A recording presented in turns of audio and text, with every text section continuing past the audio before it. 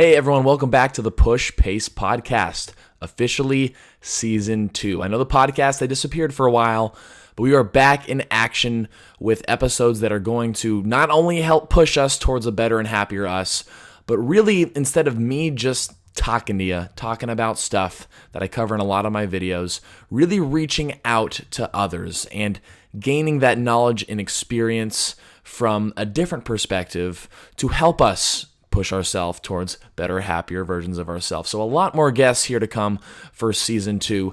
And this season's podcast first guest is Vance Gerard, who is a local member at the Orangetheory that I personally coach at, and he is one of our all-star members. As someone who's been in Orangetheory for just under a year, has made some absolutely amazing progress and results. And so wanted to take some time to talk to him about the strategies that he's used and get a member's perspective on how we go through that process of change, of making ourselves better. So it's a great talk. We answer some really good questions that I think are going to apply to everyone, regardless if you do Orangetheory or not.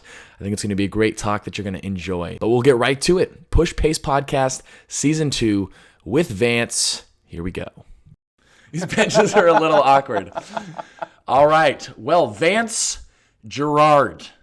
Gerard. That's a kind of a weird last name. I think, you know what? I have the same struggle as you, being a Hendrickson in a world full of Hendersons when you're in a world full of Jareds. Mm-hmm. Vance Jared, I'm sure you get it all the time. All the time.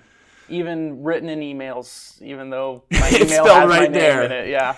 Yeah, it's pretty great. I always get the Henderson. Yeah. Even talking to someone. Hey, I'm Austin Hendrickson. Nice to meet you, Mr. Henderson. And you know what? I think it really just comes down to people just not trying. Yeah. Just not trying. But anyway, Vance, it's really good to have you here. So one of the reasons why you're here and that I really wanted to sit down and talk with you is because you've been with Orangetheory for how long now? Almost a year. Actually, I think it's been, just shy of a year. Yeah. Cool. Nice. Yeah. And in under a year, I mean, just from a coaching standpoint and from an outside perspective, I mean, you've had a pretty amazing transformation in just under a year. Thank you. And so I want to really kind of talk into that and the strategies that you've done to get you to where you are in such a short amount of time. Because, I would argue that some of the progress that you've made, some people tend to not see that over the course of many years with Orangetheory. And so I think there's a little bit more that goes into this than just necessarily trying hard during the workout. And so hopefully we can just kind of talk about, from a member's perspective, the types of like tips and strategies and your routine that has got you to this point. Because obviously it's been a very purposeful, goal-oriented effort. And so just want to dig into those, into those reasons. So what were your initial goals when you first joined Orangetheory? And where have those goals taken you so far? So initial goal, like my most immediate goal, I had kind of short term, was I had a vacation just a couple of months after starting Orangetheory, and I just kind of wanted to look a little good for that, Caribbean cruise and whatnot. And so that was kind of my shortest term goal. The long term was just kind of, in general, lose weight, get healthy, be able to actually take the stairs at work type of thing. And totally. So from a statistical standpoint, what has been like your measurement? Like how much weight have you lost since Orangetheory? Have you tracked that at all? I was tracking it for a while, and I topped off around about like 40 pounds. Wow. Yeah. It's awesome. And you're about 6'2", and a half or so? Yeah. Yeah. So how much are you weighing right now then? Right now I'm back up to about like 220, but I've kind of shifted from weight loss to kind of muscle growth. Nice. So that's kind of a good thing. Yeah, we'll definitely talk about that. But that's to drop 40 pounds though, at kind of your lowest point. 40 pounds is a lot of weight. Oh yeah, I had to buy all new clothes. Yeah, and it's you start to see it in like your even like facial features and stuff. Things become more defined. It's very interesting. I had a very similar 40-pound weight loss. I was at 240 at one point and got down to 200, but kind of like you, I've kind of readjusted, rebounced back, and so for me I'm around 215 or so. But anyway, that's some impressive progress, and you've definitely leaned out since then too. It's not just with your 220 right now. I would say you're still you're still getting leaner, which is awesome to have that musculature and stay that way. So that's awesome.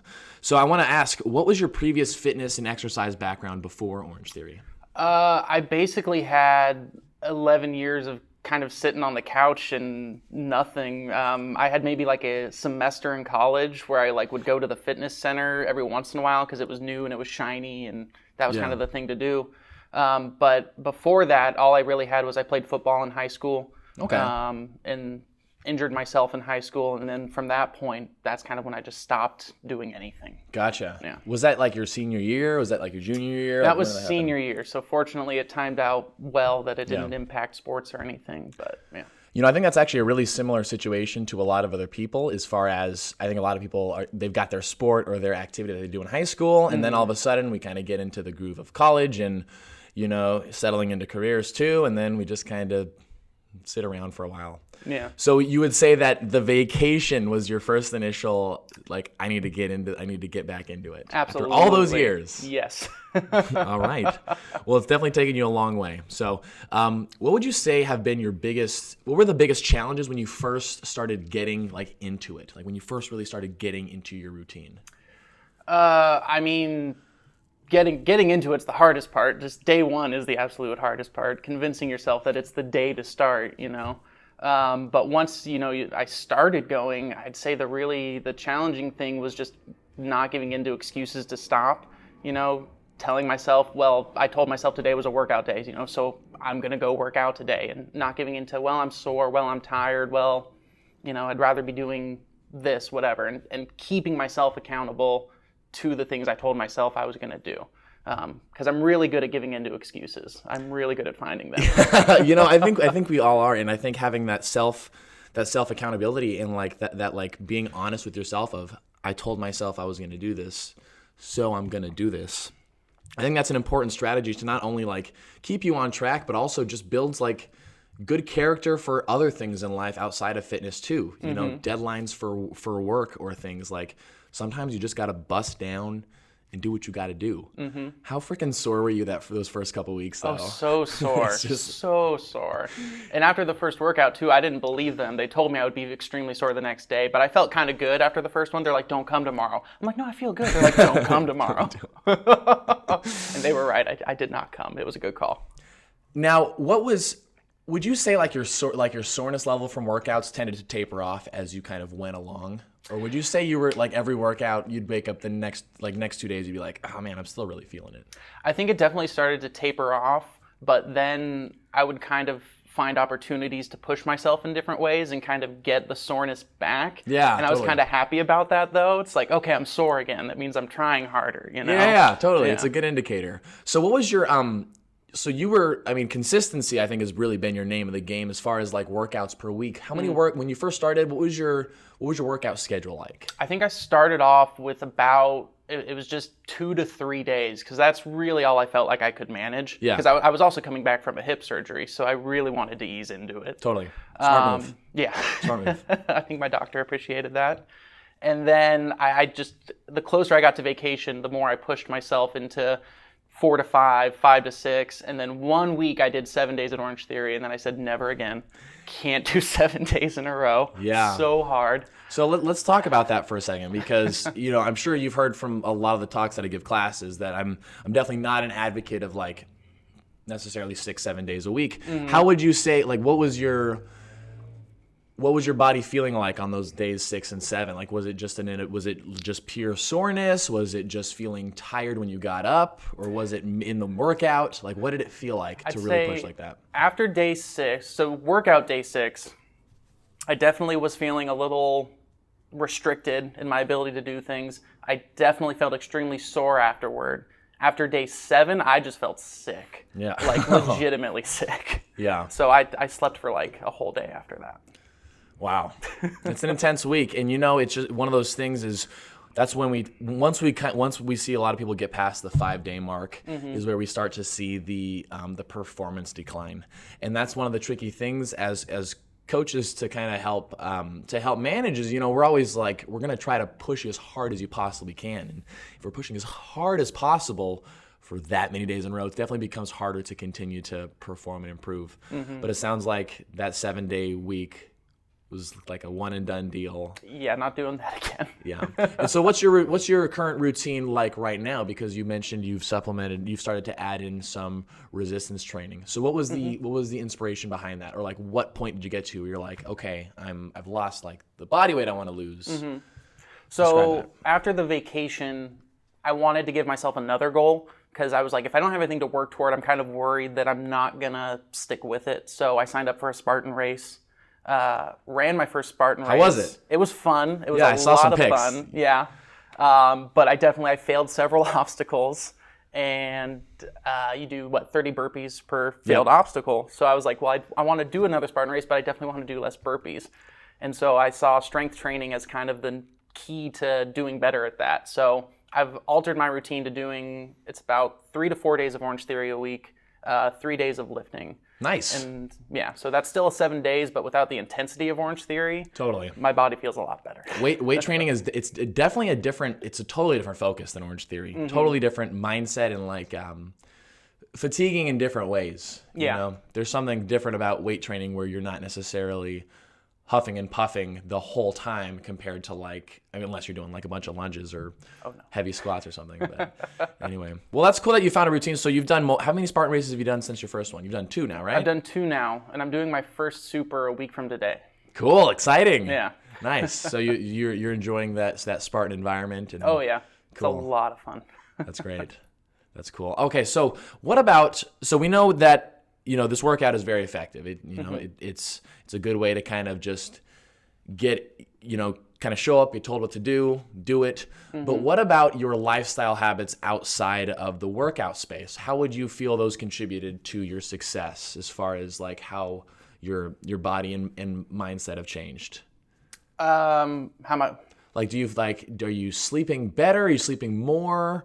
I'm guessing you cut out a lot of crap from your diet. Oh yeah, the diet's definitely incredibly different. Yeah. I feel like the people at McDonald's waved at me now as I drive by. That's really funny. They miss me. But yeah, diet's definitely a lot better. I felt more motivated just from, the changes of working out and everything. And that kind of pushed me to apply to grad school. So now I'm doing grad school, so I am sleeping less because of that. Yeah, but definitely tough. So are you working as well as grad school, or is it just okay? Work gotcha. full time. Gotcha. Yeah. And what do you do for work again? I work for the Sac County Board of Supervisors, so government, politics. Got it. And so you're sitting on your butt a lot during the day. A lot, yeah. Gotcha. Even with my sit to stand desk, I never am good about choosing to put it in the stand position. Sitting is nice. Sitting is very nice. Yeah. It's interesting. I was telling the classes the other day because I saw this meme and it was talking about. It says choose wisely. It's 524 burpees to burn off 1 large fries. And it really got me thinking, or just really brings into the perspective of how we really, really, really can't out-exercise poor eating. And it sounds like cutting out the fast food and the processed food was a huge deal. Oh, yeah. Because we think about how much easier is it to do 524 burpees or say no to the fries instead. Oh, yeah. Definitely skip the fries. It's a lot of burpees. Yeah. So would you say you eat out a lot? How many times a week or month would you say, as far as going out to eat? Currently or previously? Yeah, currently. Well, how about previously and now currently? Previously, it was probably 2 meals a day. Was really? Eating out. Oh yeah. No kidding. Because I'd walk somewhere for lunch at work and then go home and not cook anything. So yeah, drive or Postmates. I would Postmates a lot. Yeah. I think a lot of people get sucked into that trap too, because it's so convenient now too. Oh yeah. Just a little boop boop boop. There's your food. Yeah. You don't even have to talk to anyone anymore. Oh no, it's great. Kind of miss it now. Yeah. But now it's I eat out maybe. Because I was still eating out my dinners more than I want it to be. So now it's maybe 2 to 3 times a week. Okay, cool. That's great. Yeah. That's considering you were going from 2 times a day, 60 times a month, it's pretty wild. And I think that just goes to show how as yummy and tasty all these like, restaurant foods are and stuff. That's where it's really easy to sneak in a lot of the oils, just a lot of processed foods, salt, and just stuff that's really not indicative to good health and good fitness. So, So have you been doing more cooking at home then? Not so much more cooking. Okay. I do in the morning now. My morning is overnight oats. Cool, nice, soaked in awesome. Almond cashew milk. Yummy. And then lunches, usually I have this, it's powder called Huel. It's like human Oh yeah, fuel. I've seen that. Yeah. Oh yeah, and that's actually, it's surprisingly delicious. Yeah, I've heard it's pretty good. Oh yeah. Nice. And then dinner I actually just started because Orangetheory emailed out. They have like this partnership with like fresh meal plans or whatever. Nice. And so I'm trying them now, and they're actually really good because they have like an extra large option. Oh yeah, sweet. Yeah. Well, that's cool. And you know what? I think that's actually a really interesting way to go about it, because I think there's a lot of people out there that don't necessarily want to just like don't either have the time to, or just would rather have the convenient side of things that are more healthier options. And so it sounds like you found a nice balance of that. I think so, yeah. That's cool. And I still snack a little bit, so. Yeah. I'm Hey, working snacks on are that. okay. Yeah. Well, very cool. So what would you say are your biggest tips for someone who's struggling to find a consistent routine with their fitness journey in and out of a studio? Having support is extremely helpful. At first, I kind of told myself, like, well, maybe I won't tell anyone that I'm starting to go, because that way, if I, look silly or whatever, no one has to know about it. Yeah. But I decided against that, and I would post on Instagram every single workout up until my vacation. And that was really great. Having people respond to my Instagram stories, oh, you're doing great, good job. Or I had a couple people say like, oh, you inspired me to go back to the gym or whatever. Oh yeah, and that felt really awesome. great. Oh yeah, I'm sure. So having that support is really good, because then there'll be days where it's like, I didn't go and I didn't post, and so people be like, hey, you okay? You didn't go? Right? Yeah, what happened? That's a very interesting form of accountability, and to be honest, it's something I haven't really thought about a lot. Just being someone who posts on social media and stuff all the time, where I'm trying to just put out lots of like informational stuff, I tend to not post like kind of what I'm doing personally, and I think sometimes I used to see that as like almost like a show offy thing, which now that I'm hearing what you're saying is kind of a ignorant mindset for me to have, where that's really interesting. That was actually a big you weren't doing that to show off to people, but you were using it more as a form of accountability. Yeah. Which is freaking awesome. Yeah. And that totally just kind of shifted my perspective on things. I think so thanks for that. Absolutely. So support system, nice. Anything else you'd say as far as like helping people stay consistent? Having the goals too. The goals was really helpful. If one of the things with my posts was I would do, hashtag Road to the Caribbean. And, nice. That was my reminder. Like, that's what I'm doing it for. Got to look good. Got to look good on the cruise ship. Cool. So yeah, the goals, really knowing what you're working toward is great. Yeah, and I think the evolving your goals as well, because like you said, now you've shifted your goals a little bit now to keep you, just now that you've got your Spartan races coming up, etc. And you even mentioned it that shifting the goals to something new helps you to stay on it, stay accountable, and keep going forward. Because that's we've talked about it before in the post-class stretching sessions, where it's like, what happens when you hit your goals? Do you just stop? You just go back to how things were? It's like, well, of course not, because we're now in this for the rest of our lives. So that goals evolving thing, I think, is really awesome. So, okay, now let's get a little more personal. Okay. What aspect of Orangetheory's workout do you find the most challenging? Froggers. Froggers. I hate froggers so much. That was very quick. Yes, they have a special place in your heart, I can tell. I've often said if I could pay extra every month to not do froggers, I would do it. But other than froggers specifically, in general, the most challenging thing, but it's also kind of its best thing, is never really knowing what I'm getting myself into every day. And so if I'm sore in a particular area, I don't know if I'm going to come in and I'm going to do a bunch of lunges or a bunch of froggers or what have you. Interesting. So you're not someone to go really kind of dig deep and see everything that's going to happen for the day's workout. I check Reddit sometimes now. Okay. Yeah. But I'm trying to stop myself, because sometimes I will also check Reddit and be like, maybe it's a rest day. Maybe I don't go today. I will say an argument to that is very often, because as coaches, we have all the templates. We can see all the workouts. We always review the workouts before we coach them. There's a lot of times where, at least from my perspective, I've looked at a workout and I'm like, this doesn't seem like it's going to, or like this looks really intense, or this doesn't look that intense. And then when it actually plays out, it actually ends up playing out a lot differently than it necessarily looked on paper. But I'd say with your goal of weight training, though, adding in that, I think actually that's a good, responsible decision to try to look into it a little bit more, because it helps you not overwork. If we're doing a bunch of heavy squats and it's like, well, if you're going to go squat or at the gym the next day, maybe that would be a workout to skip or whatever it might be. But yeah, gotcha. I kind of had that this past week. Tuesday I did legs, and at the gym I went heavy on everything. And then I came in Wednesday and they're like, we're doing squats and we're doing lunges, and I was like, Have you had any big injuries since you've been with Orangetheory? Not big injuries, no. Okay. I've irritated my hip a little bit, had to nurse that for a couple weeks. A little tendonitis in my wrist. Oh, interesting. Okay. Yeah. But I can see it from just kind of how your body moves through exercises and such. It looks like you're taking care of your flexibility outside of the workouts a little bit. Yeah. Trying to, yeah. It's a huge deal. It really is.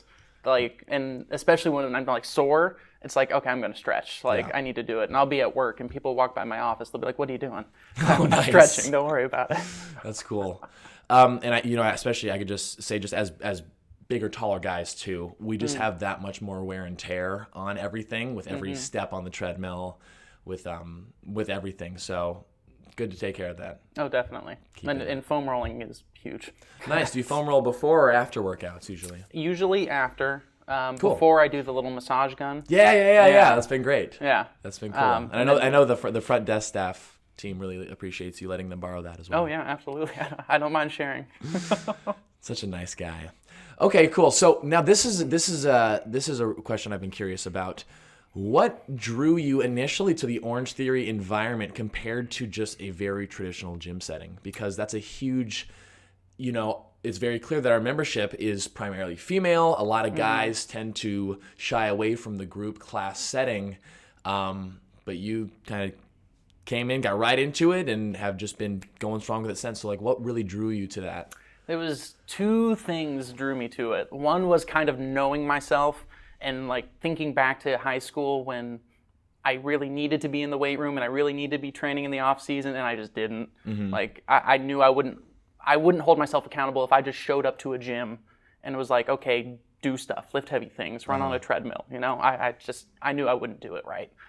So that was one big thing, knowing that there was kind of the accountability of the class atmosphere and having a coach, say, I know you can run faster, I know you can lift heavier, Yeah. The second thing was knowing people who had done Orangetheory and knowing that they absolutely loved it and were having a great time. So those two things told me that was probably going to be the best fit for sure. Cool. I think that goes in pretty well with your eating style right now as well. Just kind of having that, just getting that guidance that kind of takes care of the busy work of trying to think about what to do on your own, accountability on your own. Cool. Yeah. Now, okay, I've got one final question before we wrap things up, because I think you've said a lot of really awesome things, and I think your words are really going to help people out. And the last thing I want to leave with here is, what is your favorite benchmark or Orangetheory fitness event that you think everyone should try? Oh, I love every benchmark. I'll rearrange my schedule for a benchmark, but I think everyone should try, at least once everyone should try the dry try. Just, every benchmark is great, but the dry try is so special and so unique, Yeah. Doing my first one, just doing it in general is great, but even just being in the room and watching other people do it, and everyone does it, everyone finishes, and it's this great energy in the room. Just unbelievable support. Oh, absolutely. I ended up staying for the 2 waves after mine, just to stick with it. It was so much fun. So definitely I think dry try, just because it is so special and unique.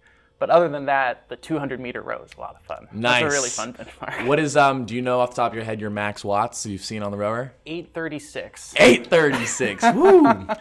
There you go, guys. That's your goal. That's showing you what's possible.